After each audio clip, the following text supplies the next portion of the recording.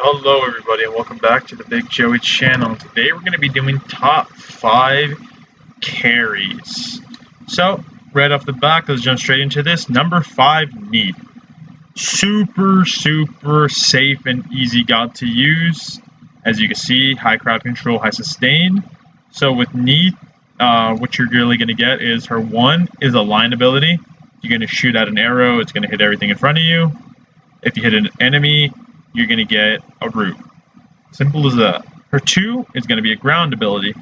Pretty much you're going to drop the strike on enemies and you're going to heal from it. Simple. That's also really simple. Also, it's going to give a little bit of debuffs. 3, her backflip. So it's going to be a leap, which is going to be putting you at a small disadvantage if you're facing an Awelix. Awelixes really like to look to pick that off. But other than that, it's a simple ability. You're gonna essentially just jump backwards, slowing the person in front of you. It has a really long slow duration at max level. So great for getting away from 1v1s, and it gives you the ability to really reset up yourself. You have 4.5 seconds at max level to readjust and all of that.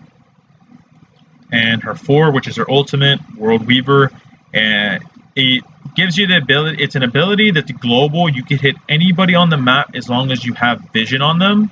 So pretty much the ult, what you can do is it has a charge time. If you fire it off faster than it charges, it will do less damage. But if you see somebody that you obviously don't need to fully charge, you can let it go easy. And it's going to offer a 1.5 stun at all levels. Simple as that. And her passive, Broken Weaves. Whenever an enemy god dies, there's going to be weaves on the floor. And what you can pretty much do with these weaves is your spirit arrow. If you see a weave, you could hit them. It'll detonate the weave and it'll apply a root to all the enemies in the area. And the unravel, it will heal you additionally if you hit a weave. So even if you're not in a fight but you need to heal, you can just hit a weave. Boom, you get the heal. And that's going to be Neat at number 5. Number 4 is going to be Cupid. Cupid, again, one of those really simple gods to use. He's going to have high single target damage, high sustain, as you can see in the pros. So his 1 is a projectile. So pretty much Cupid fires an arrow, and it's going to detonate. Boom. You get a slow. It's going to slow everything in the area. And if you have max heart stacks, it's going to stun them for 1 second too. So it's really good in that 1v1 situations, or it's really good for clearing creep. His 2, Share the Love, pretty much what it does is you're going to drop some hearts and it heals. So simple as that. You're going to be healing and you're going to get mana for each heart that is picked up by an ally. Really good for staying in lane. You're going to be able to heal your teammates and get mana regen. His 3, Flutter, it's going to be a dash. The passive ability, you gain attack, it increases attack speed. And pretty much what it does is you're going to just dash away. Also, on top of the dash, it's going to leave a line that your allies can use also to escape with. His ultimate, Field of Love, is a ground attack. And what the ground attack does is also going to cripple any enemies in it. So you're going to drop you're going to drop arrows onto the field. Any people caught in that circle will be crippled. Once it activates, you're going to mesmerize enemies, so you're going to get a 1.5 mes, and you're going to get a slow. If you have max stacks, the mes is doubled, so at max stacks, you're going to have a 3-second mes. And his passive, Love Struck. Every time you hit a basic, it gives Cupid a heart, and that's pretty much what you use your hearts for. You get a max of 8 stacks. Once you max it out, each ability will have an increased ability, essentially. The 1, it causes enemies to explode, and you get the 1-second stun. The 2, you don't get anything on the 2. The 3, and the ultimate. At max stacks, it'll double. So that's number 4. Number 3, Izanami. And I put Izanami on the list because she's really good for clearing lane and taking towers. Now, right off the back, you have her 1, which is a self-buff. What it's going to do is, normally Izanami's auto attacks will hit the enemy once going through and coming back. What the ult will do will cause her to throw out normal autos, so only hit them once. but you're going to get increased attack and bonus damage. At max level, you're going to get 75% attack speed and 25 bonus damage. This can also be applied to structures, so great for taking towers. Her 2, Spectral Projection. Her line ability, also really good for clearing. You're going to get, it's a line ability, it's going to go through enemies, and it's going to slow. On top of the slow, for every kill that you get with it, which is a max of 2 stacks, you're going to get an extra 6% slow. So at max, you're going to have 30% slow at max level for 3 seconds. Really good for picking off enemies that are running away from you. Now we're going to have her 3, which is Fade Away, which is also a leap, which does make you vulnerable also to a Wheelixel. I can't stress this enough on things that will make you vulnerable to a Wheelixel. But what it does essentially is it will leap you away and you become stealth. So at max level, you get a 6 seconds of being stealth. So it's really easy for getting out of fights. Maybe you're losing, step away, fade away, boom. You have 6 seconds to run away. And her ultimate, Dark Portal. The only thing that really makes Izanami hard is hitting the Dark Portal, and even like that, it's not that hard. So what Dark Portal does is it's another ground ability. It has a bit of a wind-up, but it's gonna silence enemies in the wind-up. So at max level, then you get a 2.5 second silence. It does really good damage.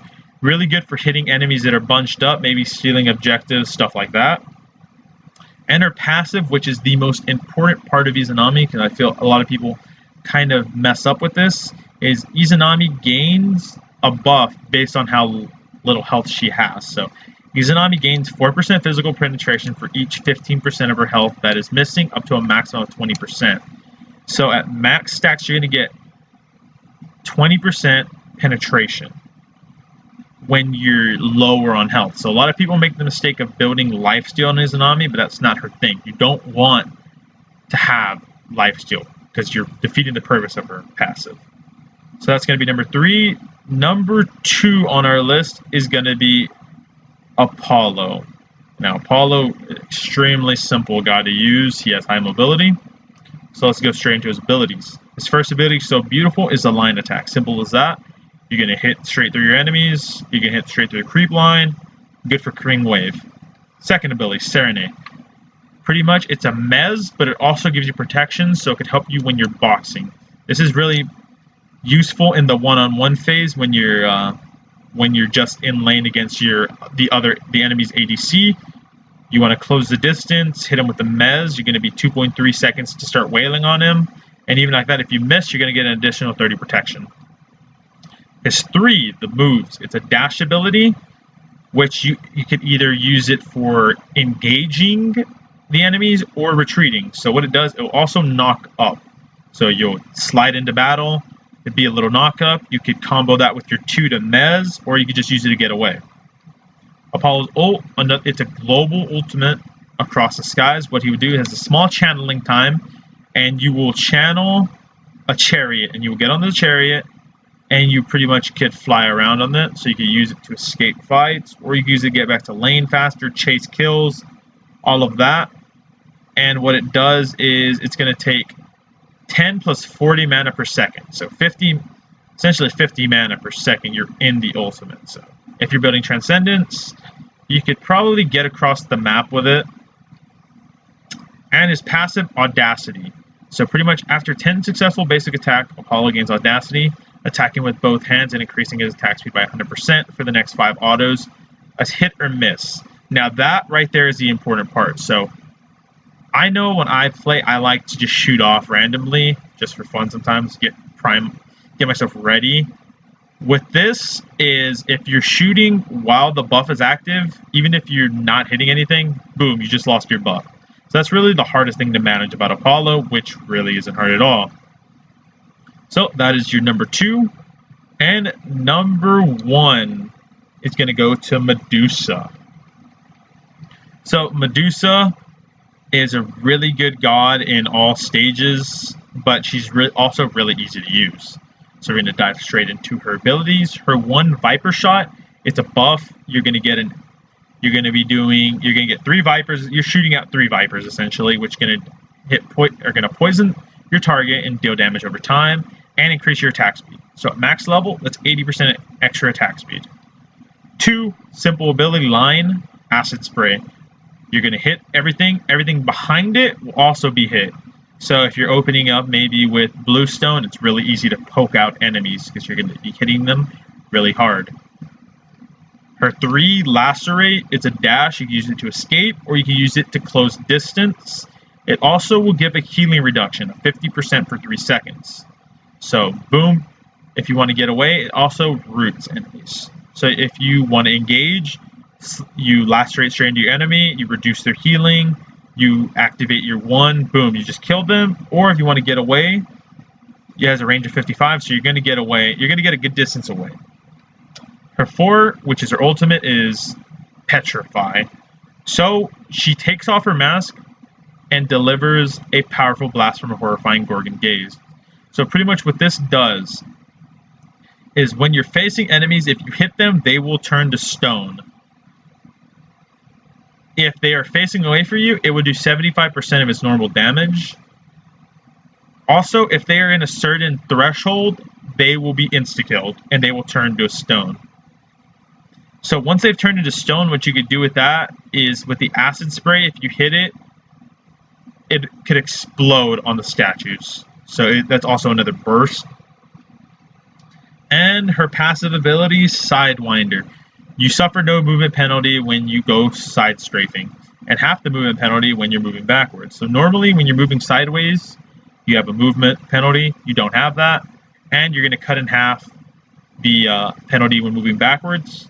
If you put this together with Hasten Fatalis, you have extremely high mobility with Medusa, and it's really good for boxing. And her ult is really good for team fights. Say, come out of the jungle, boom, hit all of them. You just petrify the whole team. Honorable mentions, and I'm going to give the honorable mention to Kuranos, the newest hunter to come out. He's a pretty simple god. His 1 is going to give you a heal, self-heal. 2, his Bramble Crush, it's a projectile. You're going to hit a lot of things. You're going to be able to root. Does area damage, really simple. His 3 is a dash. You can use it to engage, use it to escape. His 4 is a ground attack, is a ground target attack, which is pretty much just going to turn your enemies into pigs for 2 seconds. And it's going to silence them in that time. So, and disarm them, so you just have a bunch of little pigs running around, easy to pick off. And his passive, Heavy Glaive. He wields a glaive as his weapon. His basic attacks deal additional damage to all enemies, melee range while he's throwing it. So pretty much it's like you're hitting them in the face. If you're at melee range, it's like you're hitting them in the leg. So you're going to deal more damage.